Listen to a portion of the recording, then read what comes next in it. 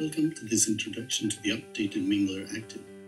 This is Håkan Miller, and I will present to you a few new features, improvements and adjustments to this rack extension. But first I would like to summarize the basic functionality of the Mingler to those of you who are not yet familiar with the device, and to those who've seen it before but simply long to hear my voice, rather than read the dry notes or view those older videos without comments.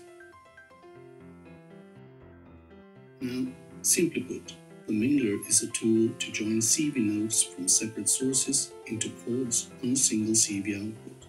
That's it really. Do you use any matrix? Do you use the RPG8? Other devices using the sequencer CV outputs? Maybe several of them in the same setup even? Then this is a tool for you. If you're anywhere near as curious as I am, maybe sometime in your early recent life you connected the note CV outs from two matrix units and merged them with a spider. Well, you must try, mustn't you? The results? Well, at best interesting, but not all that useful. At first, some very high-pitched tweaks, and after setting the socket knobs halfway, you end up with the average CV. That is, you get a note which is smack between the two in. Since then, a number of rack extensions have been introduced with lots of options for joining CV signals. Average, multiply, highest, lowest, difference and whatever, but never what I was waiting for, join or merge on the timeline rather than the output level. So I created Mingler, active as opposed to basic, which was an idea of the stripped version, but never finalized. So, what about the phrase auto-selects latest CV? Well, the technical solution for mingling notes from two sources is to output the note-on events with a small time gap. Recent instruments will respond to CV note changes by generating the new note as long as the gate is open high. Assuming the instrument is polyphonic, it will still maintain any notes already played. So, by always sending out the latest input, chords are built up in the instrument within just a few milliseconds. When note events on both inputs coincide, as is often the case with synchronized sequences, for instance matrices or RPG8s, Mingler is still smart enough to separate them by that millisecond. Enough of details, why bother with all this anyway?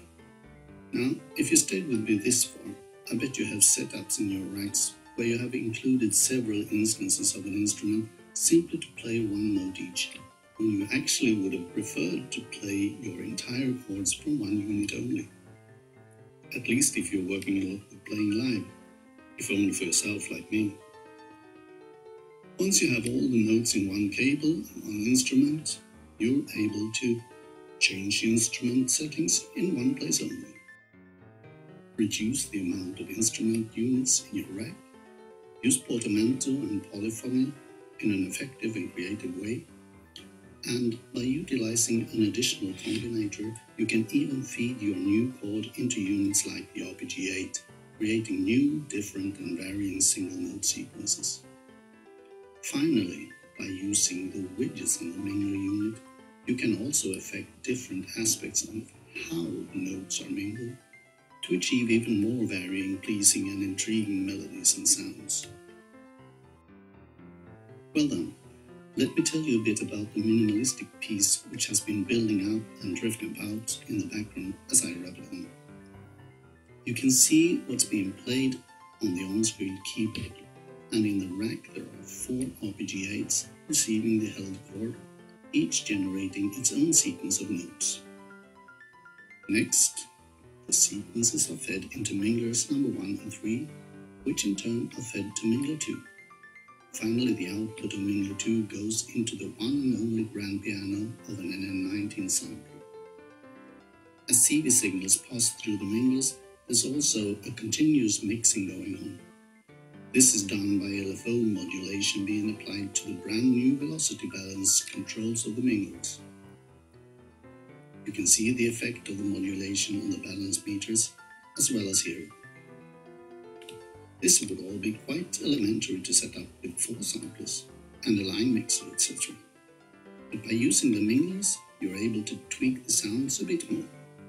Let me quickly show you how to demolish this fairly pleasant flow of the sounds.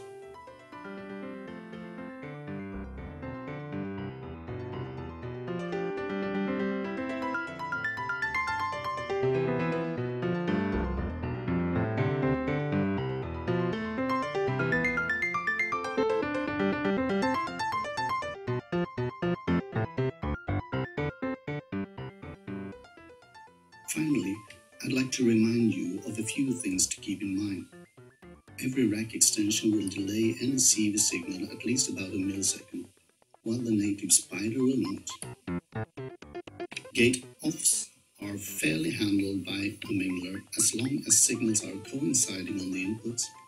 But if you cable up so that a gate off arrives just a few milliseconds after a note on, well, then all notes stop, for good or bad. If your setup generates no gate offs at all notes tied so to speak, you may find that the NN19 sampler may fade into silence if you run in legato mode. It actually happened to me in the setup playing in the background. Change to retrigger mode to amend this. The setup in this demo is running arpeggios at the same rate, in sync.